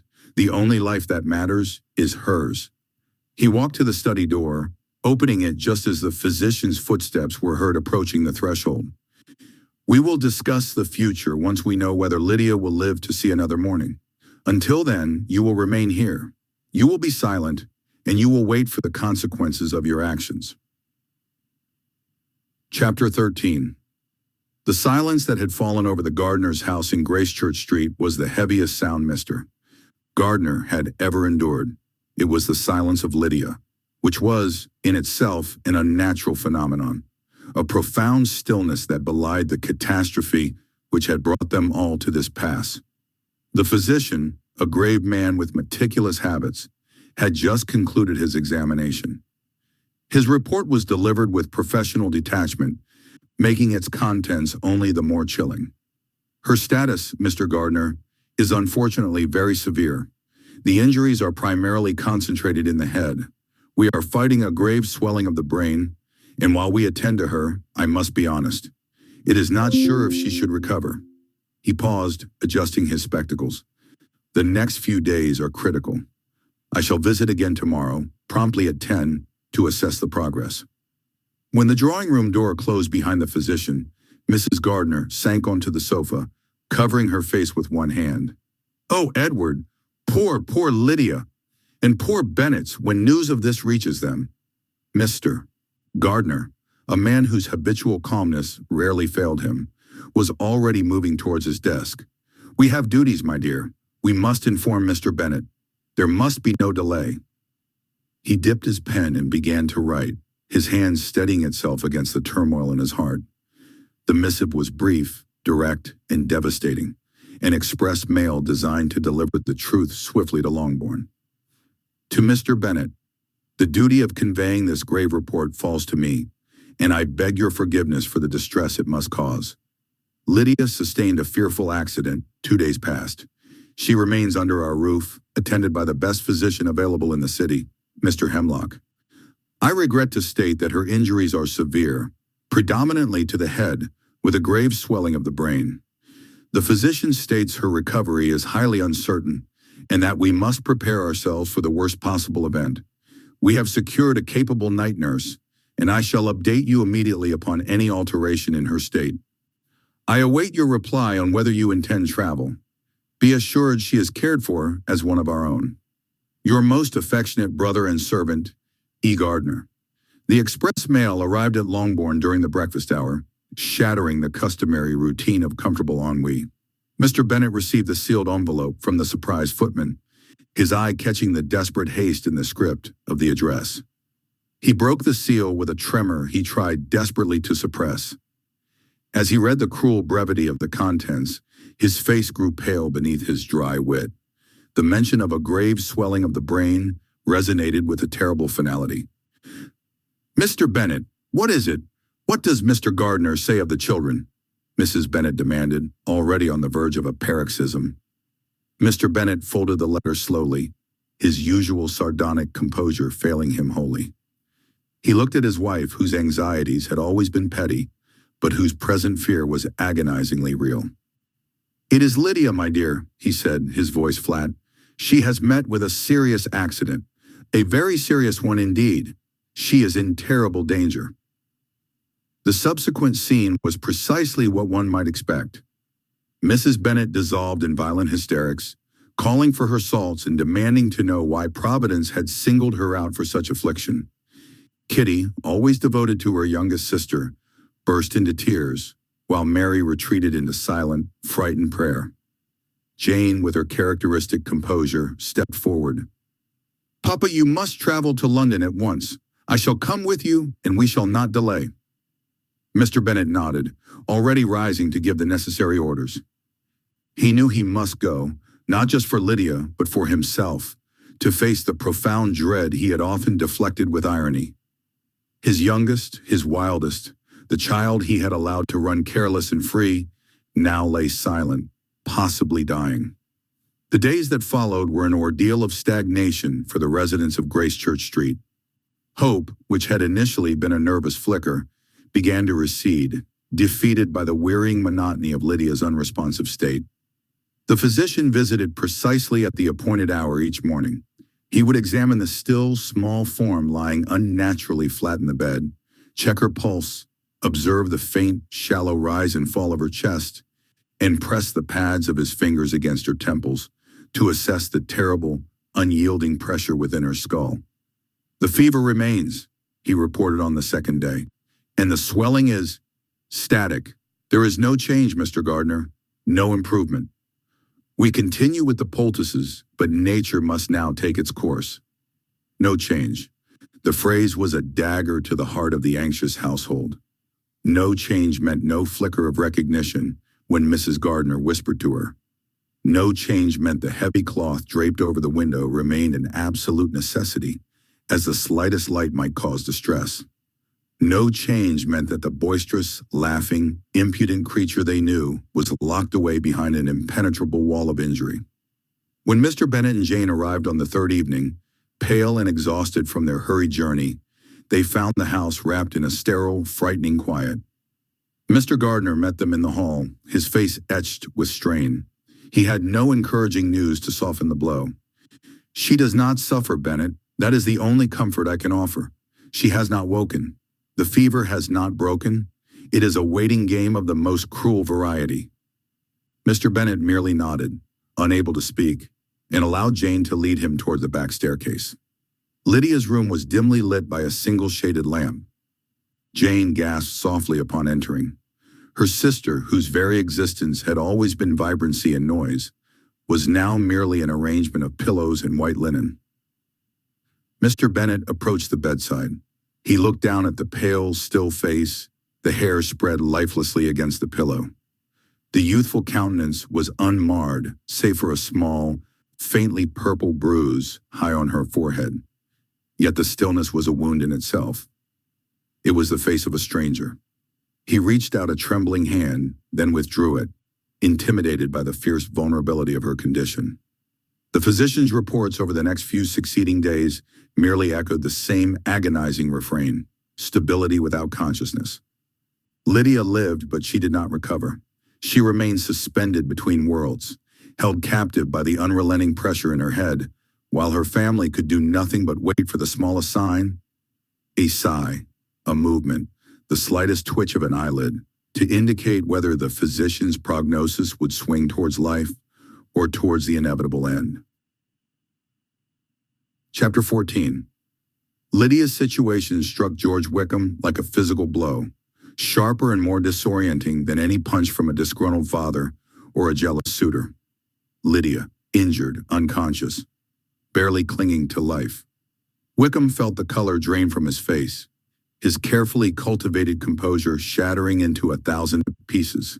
He had perfected the art of elegant deceit, of charming smiles masking a calculating heart. Women had been pawns, delightful diversions, sources of amusement or income.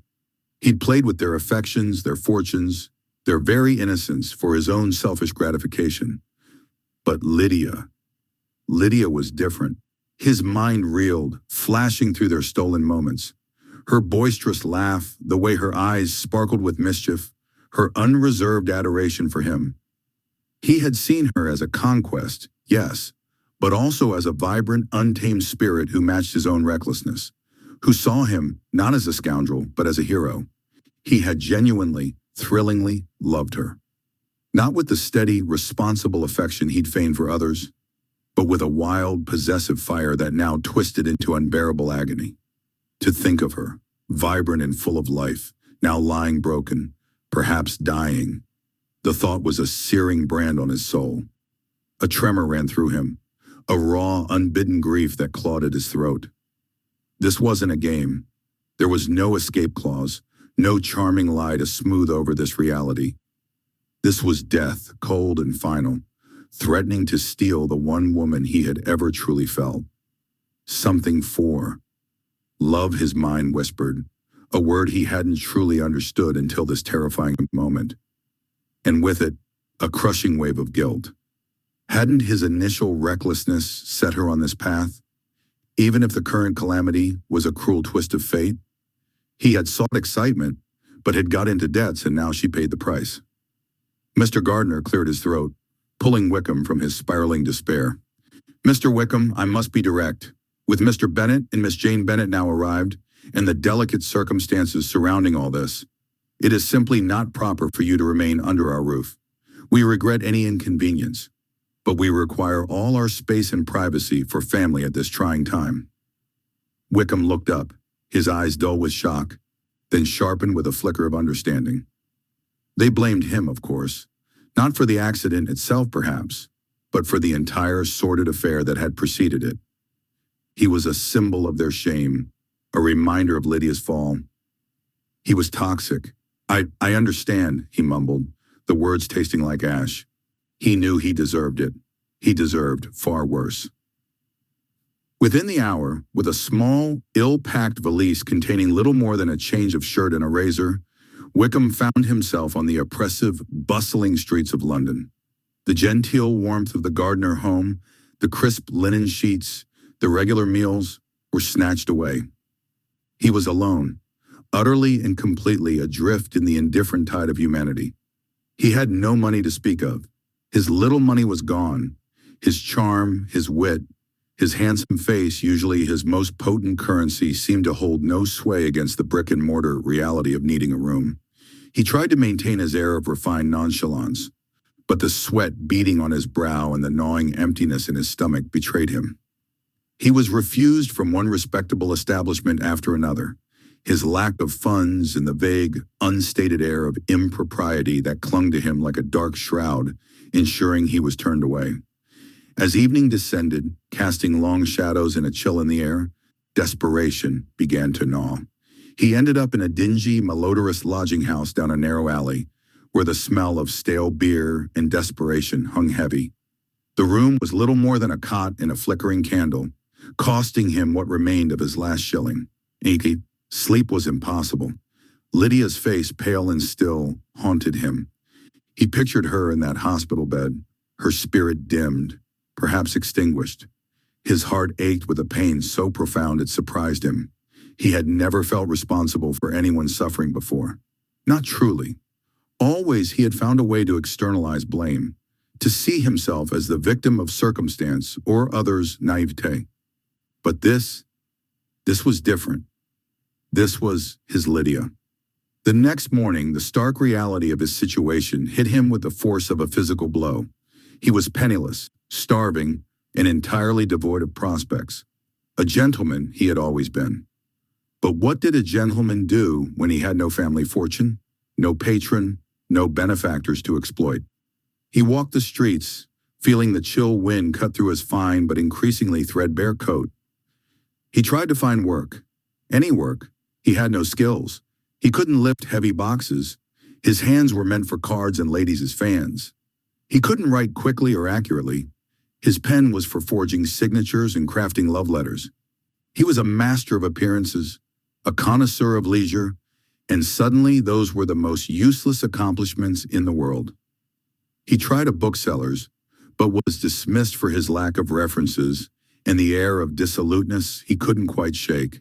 He inquired at a merchant's office, but was scoffed at for his delicate hands and his obvious ignorance of ledgers. The humiliation was crushing. Each rejection chipped away at his pride, exposing the hollow man beneath the charming facade. By afternoon, hunger gnawed at him, a constant, sharp reminder of his fall. He was George Wickham, a man who had once effortlessly commanded attention and adoration, now reduced to slinking through back alleys, avoiding eye contact, ashamed. Finally, driven by a primal need to survive, he saw a sign tacked crudely to the wall of a grubby public house. Porter needed. Strong back. He hesitated, his entire being recoiling from the indignity. His hands, his gentlemanly hands meant for pleasure, now hauling barrels. But the thought of Lydia, pale and unmoving, spurred him forward. He had to stay here. He had to do something. He had to be close, just in case. Just in case. Swallowing his pride, a bitter, acrid taste, he pushed open the door. The stench of stale ale and body odor assaulted him. He squared his shoulders, a desperate glint in his eyes that was far from his usual roguish charm. "I believe you're looking for a porter?" he asked, his voice betraying a hint of his accustomed refinement, a refinement that now only served to make him seem more out of place. The burly landlord eyed him up and down, a sneer playing on his lips. "You?" he grunted. "You look like you'd snap in half. Can you even lift a pint pot without dropping it?" Wickham met his gaze, his jaw tightening. "I can," he said, the lie thin but firm. "I assure you, I am stronger than I appear, and I am in desperate need of work." The humiliation was complete, but as a heavy wooden barrel was pointed out to him, and he gripped its rough, splintered surface, a strange, grim determination settled over him. For the first time in his life, George Wickham was truly working, truly earning his keep, motivated not by greed or manipulation, but by the raw, brutal fear of losing a love he'd only just acknowledged. It was the most terrifying, most humbling, and most real thing that had ever happened to him. Chapter 15. The London air of that Sunday was a cold, greasy shroud, pressing down on George Wickham's shoulders, far heavier than the ill-paid labor of the past 6 days.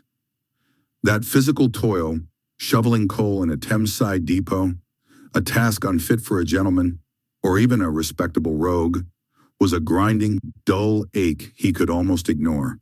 It was merely the price of existence. The true weight, the monumental burden that crushed the breath from his lungs, was Lydia. He pictured the sterile, silent room in the gardener's house in Cheapside, the pale, childish face that was far too still. The head injury had settled over him like a permanent winter. Weeks had passed, and Lydia remained in that cruel, suspended state, neither better nor worse, defying the doctor's prognosis. Wickham had fled his cramped lodgings, seeking not relief but merely distraction from the incessant looping of blame in his mind. He wandered south of the river, crossing back over the bridge, his gait aimless, his customary veneer of charming assurance utterly dissolved. He was merely a tired, ill-dressed man traversing the Sabbath streets. The noise and commerce of the weekday world were silenced, replaced by the ringing of bells and the slow, deliberate movement of people dressed in their best clothes, heading toward high stone buildings. He reached a quiet square near Holborn, dominated by a formidable church whose arched windows shone with the subdued light of midday. Wickham paused, staring up at the spire, a sudden, desperate thought blooming in the barren landscape of his cynicism. He had always relied on his own cunning, his own persuasions, his own luck. He had never relied on God, a concept he found tedious and inconvenient. But now, with Lydia lying helpless, their fate no longer rested in his hands, but seemed suspended upon a cruel and silent judgment. What if I tried? It was a desperate, almost superstitious bargain. If he showed piety, if he demonstrated a willingness to acknowledge a higher power, perhaps that power would show mercy. Perhaps attendance could be traded for recovery. It was a low, selfish thought, certainly, but any thought that offered a sliver of hope was now welcome. He straightened his threadbare coat and squared his shoulders, pushing open the heavy oak door. The transition was startling. The cold, damp noise of the street was instantly replaced by an atmosphere of hushed reverence, scented faintly with dust and old polished wood. A service was already underway. Wickham slipped into the nearest empty pew at the back, sinking low as if fearing instant recognition, though he knew no one here. The congregation was standing, settling back down into their seats with rustling and murmuring. A man in clerical vestments, robust and possessed of an impressively solemn gaze, stood framed against the high pulpit, adjusting his notes. The parson cleared his throat, silence falling swiftly. Wickham, exhausted and deeply cynical, waited for the rhythmic drone of Scripture, prepared to merely endure the next hour as penance. But the parson did not begin with a reading. He began with a direct address, his voice forceful and clear, echoing off the high stone walls. "We gather this Sunday," the parson commenced, his eyes sweeping across the assembly, "not to find escape from our burdens, but to understand their source. For frequently we mistake the harvest for the seed. Often we cry out to the Almighty, pleading for relief from the weight that oppresses us, be it sickness, debt, or despair." Wickham stiffened slightly in the hard wooden pumpstool. The parson's words had a sharpness that cut through the general piety of the room. "But I ask you, my brethren, to look inward. Examine the true nature of your affliction. How much of the crushing weight you carry today, be it a sudden, terrible silence in your home, or the looming shadow of consequence, was not placed upon your shoulders by a vengeful God, but was carefully, willfully placed there by your own hands?" The words struck Wickham with the unnerving precision of a thrown stone. He felt the blood recede from his face. A terrible silence in your home. He had not come here seeking truth. He had come seeking leverage. But now, in the solemn acoustics of the sanctuary, the parson's accusations seemed aimed not at the congregation, but solely at the guilty, desperate man hiding in the back pew. He felt the full, suffocating weight of his culpability descend, overshadowing the physical exhaustion and the worry over money. This silence, this awful, unnatural stillness that defined his life with Lydia, it had been purchased by his own heedlessness. And he knew, with chilling certainty, that the parson, standing high above, was about to elaborate upon the very price Wickham was now being forced to pay, alone. The parson, a earnest but somewhat droning man, had chosen his text. Luke 15, verses 11 to 32. The prodigal son. Wickham had heard it before, of course, a familiar tale of foolishness and forgiveness. He settled in ready for his mind to drift to more pressing matters, the status of Lydia, and if there were any hope that she would recover. But then the parson's voice, though lacking true fire, took on a persistent quality as he began to expound. And we are often quick, are we not, to pity the younger son, to blame his father for granting him his inheritance prematurely, or to blame the world for tempting him away. But the parable makes it clear, my dear friends, that it was not the father who was responsible for the misery of the younger son, but the son himself. Wickham shifted.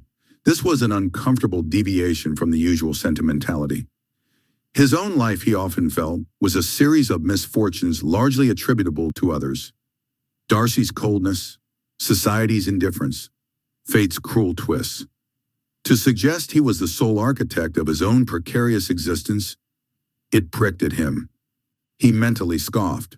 Of course the parson, living his simple, sheltered life, wouldn't understand the true complexities of the world.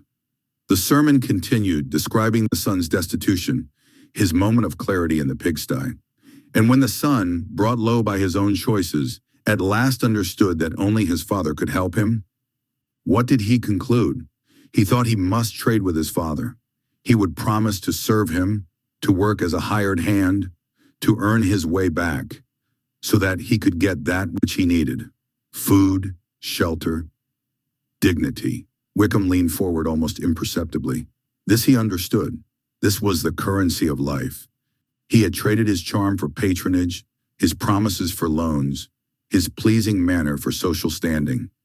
He had always known that nothing truly came for free, and that one must always have something to offer in exchange for what one desired. The young man's plan was sound, pragmatic. It was the only way to re-enter a relationship after such a grievous error. But the father, the parson declared, his voice rising, the father did not want to hear anything like that. He did not seek a bargain. He did not demand service. He did not require restitution. He saw his son from afar and was filled with compassion. He ran to him, embraced him, and received him back as his own son. A faint frown creased Wickham's brow. No trade, no conditions, no penance. It defied all logic, all common sense. How could one restore trust?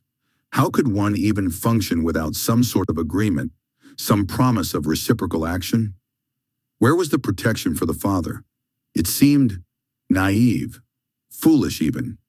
You see, my friends, the parson concluded, his gaze sweeping over the congregation, you cannot trade with God. You cannot barter for his favor or earn his forgiveness. You just must return to him. You cannot buy his love because his love is unconditional. There is no price, no service, no promise that can secure it, for it is already freely given. And you have nothing that you could give him anyway except yourself. Wickham's gaze was fixed on the stained glass window, depicting a shepherd with his flock. But he saw none of the colors. Nothing to give but himself. The thought was startling, almost offensive. His entire adult life had been an elaborate performance, a careful presentation of a curated self designed to elicit specific reactions and secure specific advantages. His charm, his tales of woe, his gentlemanly bearing, these were his tools, his trade. But to offer himself the unadorned, debt-ridden, morally flexible, perpetually unsatisfied man beneath the facade, what value had that? What good was an offering that held no bargaining power? The sermon ended, the final hymn began, and Wickham stood with the others, his voice a pleasant, unfeeling murmur in the chorus. He would dismiss it, of course. Ridiculous sentimentality. The world did not work like that. People certainly did not work like that. Yet as he walked out into the sunshine, nodding to a few acquaintances, a sliver of the parson's words remained, an unfamiliar grit in the smooth machinery of his mind, unconditional love, and the unsettling notion that perhaps, for all his cleverness, his elaborate schemes, his constant calculations of gain and loss, he had only ever truly succeeded in trading away the very thing he might have freely given, had he only known how, himself, and that perhaps, for all his efforts, he had gained very little of true worth in return. The thought was fleeting, unwelcome, and quickly buried. But it had, for a moment, been there. Chapter 16. The room was mean, even for the rookeries of London Wickham currently inhabited. The darkness was thick, smelling of coal smoke and damp wool, and the sputtering candle on his small chest of drawers cast long, shifting shadows that seemed to mock the futility of his efforts to sleep. Wickham had spent the last 7 hours wrestling with an opponent he had never before been forced to acknowledge, much less confront. Silence. He tossed the thin, grimy blanket aside. Sleep was an impossibility. Every nerve ending seemed taut, vibrating not with physical anxiety, though his debts were pressing, but with the relentless, looping echo of a sermon he had unwisely attended in the morning. The parson, a man whose face was plain and whose voice held no rhetorical flourish, had spoken of divine love. Wickham, expecting the usual lecture on repentance as a transaction to acts, receive atonement why, had been blindsided. You cannot earn it, gentlemen. It is not a debt to be paid off, for you have nothing of solvency to offer. The human heart, in its entirety, is but a beggar's purse.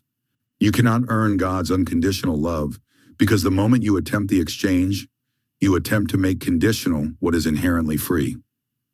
Wickham hated unconditional things. His whole life had been built on conditions: charm exchanged for patronage, promise exchanged for coin, reputation exchanged for convenience. To be told that the highest power in the universe operated outside the rules of usury, it was intolerable. It rendered his entire manipulative arsenal useless. He had tried to dismiss the words as the ravings of a tedious cleric, but they had burrowed deep, dismantling the fortress of his ego brick by agonizing brick. And what then do you have to offer God when you cannot earn his favor? Only yourself, just to return to him, not as a gift of worthy value, but as a recognition that you never belonged to yourself in the first place. Wickham rose, pacing the 3 steps his small room allowed. Own himself? That was the very foundation of his identity, the freedom to choose his path, however ruinous. To surrender that autonomy was to cease to be George Wickham. It was annihilation. He clawed at his close-cropped hair. He had fought the thought with cynicism, with pride, even with an ancient resentful plea to the memory of his former patron, Darcy's father. None of it worked. The spiritual truth once glimpsed was cold, solid, and utterly resistant to his usual evasions. He was exposed. He was utterly without defense. Adding to the unbearable pressure was the memory of Lydia. She was lying unconscious in the home of the Gardeners in Cheapside, tended by Mrs. Gardiner's tireless kindness. Unconscious, fragile, the one human being who, in her giddy emptiness, had actually loved him without demanding he be better than he was. His own fate felt deserved, a long-postponed reckoning. But Lydia's, she was the victim of his negligence, the tether to his moral destruction. Could he stand before a just God, having squandered every talent and ruined every connection, and watch the innocent pay the final price for his wicked solvency? The final resistance broke like brittle glass. The fight went out of him, not in a flood of penitence. He was too seasoned and cynical for that sudden piety, but in a profound, bone-deep exhaustion. He was too tired to stand up against the weight of the universe any longer. He stumbled, falling heavily onto his knees beside the threadbare bed. The floorboards were cold and rough against his trousers, the only appropriate penance for a man who had always sought silks and comforts. He did not know how to pray. He had only ever used prayer as a performative gesture in church, or as a bitter, demanding demand in private. But now, with the parson's unwelcome words as his only guide, he started by stating the stripped-down, agonizing truth. His voice was a strained whisper, thick with shame and disbelief that he, George Wickham, had been reduced to this extremity. "I fought it," he murmured into the dusty coverlet. "I fought the fact that I am bankrupt in soul and deed. I confess now that I have nothing to offer but counterfeit, and that every blessing extended to me I have turned to dust." He swallowed hard, the admission tasting like brine. "You owe me nothing, Lord, not justice, for I know my sentence, not mercy, for I have shown none. I own you my whole life, not as a transaction, but simply because it is true. I am forfeit. Take me." He paused, the surrender complete. He felt empty, hollowed out, ready for whatever divine indifference or harsh judgment awaited him. But then, the thought of Lydia, still and pale, flashed across his mind, giving a terrible shape to his desperation. A surge of protective love, perhaps the most selfless emotion he had ever experienced, forced the next words from his lips. "If I am wholly yours," he whispered, leaning his forehead against the cold wood of the bedframe. "If you will take this empty vessel and dispose of me as you will, then grant me this single, unearned grace." He could not ask for peace, or wealth, or health for himself. He could only ask for her. "Show the mercy I do not deserve, and let it fall upon her instead. Let Lydia Bennet live. Let her wake up whole. Take me wholly as your own, but let her recover. There on his knees, he felt a supernatural peace wrap him. Everything will be good, he felt. Tears rolled down his cheeks. Not because of sorrow, but because of the joy he had in his heart. With this comforting presence, he could eventually fall asleep. Chapter 17. The morning sun, usually a source of irritation for Wickham on a day free from his duties, now felt like a gentle invitation. He had a profound sense of purpose that transcended the usual pursuit of pleasure or a good book. Lydia. Today he didn't need to work. Today he would see her, speak to her, and pray. He dressed with uncharacteristic care, his usual flamboyant cravat tied with a thoughtful precision. The walk to Gracechurch Street was a blur of nervous energy. He found Mr. Gardner in the study, looking surprisingly less grim than the previous day. "Ah, Wickham," Mr. Gardner said, his voice softer than usual. "She had a restful night. The fever, by God's grace, has broken completely." A wave of relief so potent it made Wickham lightheaded washed over him. May I see her, sir?" Mr. Gardner nodded, a flicker of something akin to understanding in his eyes. "Be quiet. Mrs. Gardner is resting, and the girls are downstairs." Wickham ascended the stairs, each step heavy with anticipation and dread. He pushed open the door to the guest bedroom. The curtains were drawn back slightly, allowing a soft, filtered light to fall upon the bed. Lydia lay there, a pale study in repose. The angry red marks on her forehead and cheek had faded to a bruised purple, and the swelling around her eyes had noticeably receded. Her breathing was even, peaceful. The restless toss and turn of feverish sleep was gone. She looked healing. He moved silently to the bedside, his heart thudding a frantic rhythm against his ribs. He studied her face, the faint freckles on her nose, the curve of her lips that he'd once thought so maddeningly childish, and now saw only with aching tenderness. His own folly, his recklessness, had led her here. But this ordeal had also stripped away the superficiality from his feelings, revealing a core of genuine, unshakable love he hadn't known he possessed. Carefully, he reached out and took her hand. It was no longer hot and clammy from the fever, but soft and cool beneath his touch. He brought it to his lips, a silent prayer forming in his mind. "Lydia, my dear, my love," he whispered, his voice thick with emotion. "It's me, George. Please wake up. The fever is gone. You're safe. We're safe." He stroked the back of her hand with his thumb, his gaze fixed on her face, searching for any flicker of recognition. "I was so afraid, so terribly afraid I would lose you. I know I've been a fool, Lydia, a complete and utter rogue, but I swear to you, my darling, my heart is yours. It always will be. Please just open your eyes. Tell me you're all right. I love you, Lydia. I love you more than words can say." A tear, hot and unbidden, slipped down his cheek and landed on their joined hands. "Well, wake up, my dear. Wake up for me."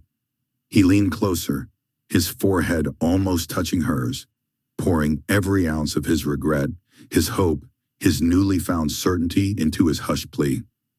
He felt a faint tremor in her fingers, then impossibly her eyelids fluttered. Slowly, as if struggling against a great weight, her eyes opened. They were still slightly unfocused, but the cloudy feverishness was gone, replaced by the familiar bright blue. She blinked once, twice, a soft sigh escaping her lips. Her gaze, though weak, found his. A faint, almost imperceptible smile touched her lips. Her voice was a mere wisp, hoarse and thin, but undeniably hers. I love you too, George." Wickham froze, his breath catching in his throat. Joy, pure and incandescent, exploded within him. He straightened up, his eyes wide, brimming with tears he no longer tried to hold back. "Lydia, you're awake!" He squeezed her hand gently, overwhelmed. "Oh, thank God, thank God." Lydia's smile widened a fraction, a fragile bloom in her pale face. You came. Always, my love," he vowed, his voice choked with emotion. "Always." He leaned down, pressing a tender kiss to her forehead. The ordeal was not yet over, but in that quiet room, With her hand in his and her eyes finally open, a fragile new beginning had unfurled, a new life that Wickham had already began to experience, and which would in future include both of them together.